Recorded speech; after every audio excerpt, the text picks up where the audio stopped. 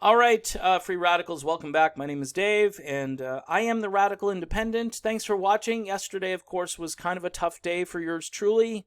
In fact, not only was that video really tough for me to do, but the powers that be didn't like it over at YouTube for some reason, and they demonetized it. You would think it would have been the other way around, but for some reason, I don't know if there's a virus, pun intended, maybe, in their software, but a lot of these videos, even on my music channel, are just going yellow, and I'm like, okay, why is this unsafe for advertisers? Anyway, big shout out to Tim Canova, who sent me a really kind message yesterday on Twitter, and he's a gentleman I respect greatly. He is in this battle. He has not retreated from this battle. He has not submitted or assimilated into the establishment. I'm curious about, though, what happens to the money that we all donate. Now, I donated money to both Tulsi Gabbard and Bernie Sanders in this current election cycle. Bernie, of course, made a ton of money. Tulsi made every single fundraising goal she had until she dropped out. So this is a really interesting question, and so let's see if we can figure it out. So what happens to all the leftover campaign funds when a candidate drops out? One thing's for sure, upset candidates can't console themselves by putting the dough toward a new yacht and sailing off to recuperate. The FEC has strict rules about what federal candidates can and can't do with leftover campaign money, and the biggest directive is they can't pocket it for personal use. Well, that's good. Here's what a campaign committee is allowed to do with any lingering cash. It can donate the funds to charities or political parties. It can contribute $2,000 per election to other candidates. And it can save the money in case the candidate chooses to run again. However, those regulations don't apply to the relatively new super PACs. One thing about technically Bernie had super PACs. Let's just be honest. Justice Democrats, it's kind of like a super PAC. There are certain lines and limits that they have, but it's too incestuous for my taste. I just don't, I don't like it.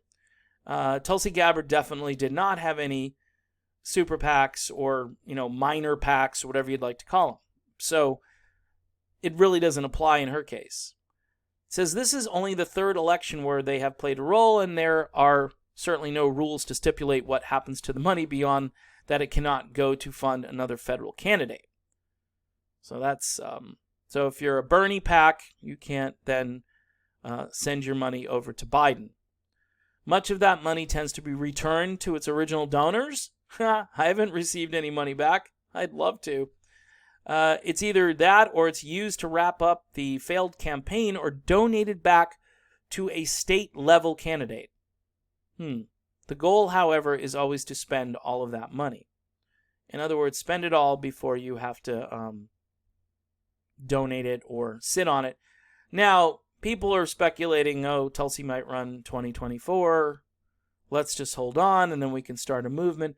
Look, I don't have much interest in drafting Tulsi Gabbard for 2024. Right now I don't. There'd have to be a big, like the words that she likes to use, there'd have to be a big sea change in the way she went out. She'd have to kind of explain that better to me. And the political reality and clear-eyed and all of these cliches and platitudes and so forth, and the task before us, which I've used in videos because I understand what she's saying, but now I don't. If she just said, look, we're too busy right now to focus on elections, I want to focus on the coronavirus, and yeah, I get it. She said that to some degree, but then saying, Joe Biden has a good heart. I don't know what to say. I don't have anything good to say, so I'm not saying anything. This money, though, could be going maybe to a future run. The reality of this is it could be going to Joe Biden. Could be going back to Joe Biden's campaign because she said she endorsed and supported. So there's a good chance that there are any leftover funds that you gave to Tulsi Gabbard. Those funds might be going to Joe Biden. They might. It's a question someone needs to ask. Hey, was there any leftover money in the campaign coffers? And if so, what happened to it? You could donate it to charity. Might be a really good idea. That would be the best move to make. So, again, a little thought-provoking video here. I don't mean to pile on. This has just been really tough for me. It's just real. And I gave to both Bernie and Tulsi, and nobody sent me a refund check yet. So, and actually, I didn't, spend a fortune on supporting either one of them. But when those emails came in, I responded to them. And, people are going to need, especially all those burners who maxed out and so forth with Corona, people are going to need that money back. Because right now, it's about self-preservation. And because everybody decided to just go with a corporate candidate, then all those grassroots donations, they probably should all be refunded. You know what I'm saying? We shouldn't be the ones to suffer because we believe in populist ideas. Because the corporate candidates, they don't need our money. Mike Bloomberg, he didn't need our money.